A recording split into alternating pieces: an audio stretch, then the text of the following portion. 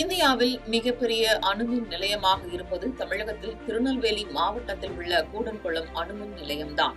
இங்குள்ள 6 அணுமின் நிலையங்களில் 2 ஏற்கனவே செயல்பாட்டில் உள்ள நிலையில் 6 அணுமின் நிலையங்களையும் முழுமையாக பயன்பாட்டிற்கு கொண்டுவர ரஷ்யா உறுதியளித்துள்ளது.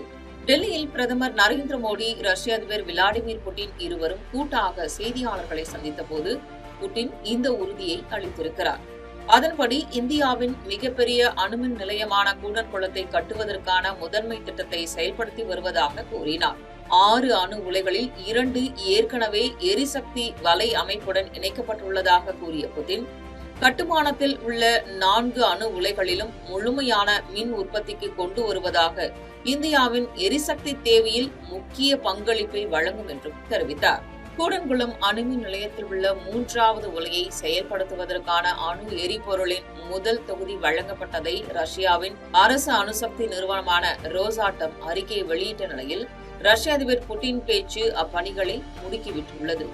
அது மட்டுமின்றி சிறிய அணு உலைகள், மிதக்கும் அணுமின் நிலையங்கள் மற்றும் மருத்துவம் அல்லது விவசாயம் போன்ற அணு தொழில்நுட்பங்களின் ஆற்றல் அல்லாத பயன்பாடுகள் குறித்தும் இரு தலைவர்கள் விரிவாக ஆலோசித்தனர். முன்னதாக பேசிய ரஷ்ய அதிபர் புட்டின், ரஷ்யா பெலாரஸில் இருந்து இந்திய பெருங்கடல் வழியே சர்வதேச வடக்கு தெற்கு போக்குவரத்து வழித்தடம் தொடங்கப்படும் என்றும் தெரிவித்தார். இந்தியாவிற்கு தங்கள் நாடு தொடர்ந்து கச்சா எண்ணெயை வழங்கும் என்றும், இரு நாடுகளுக்கிடையே கடந்த ஆண்டு 6.20 லட்சம் கோடி ரூபாய் மதிப்பில் வர்த்தகம் நடைபெற்றுள்ளதாக கூறினார். மேலும் இந்தியா ரஷ்யா இடையேயான பாதுகாப்புத்துறை ஒப்பந்தம் திருப்தியாக இருந்தது என்றும் ரஷ்ய அதிபர் புட்டின் குறிப்பிட்டுள்ளார்.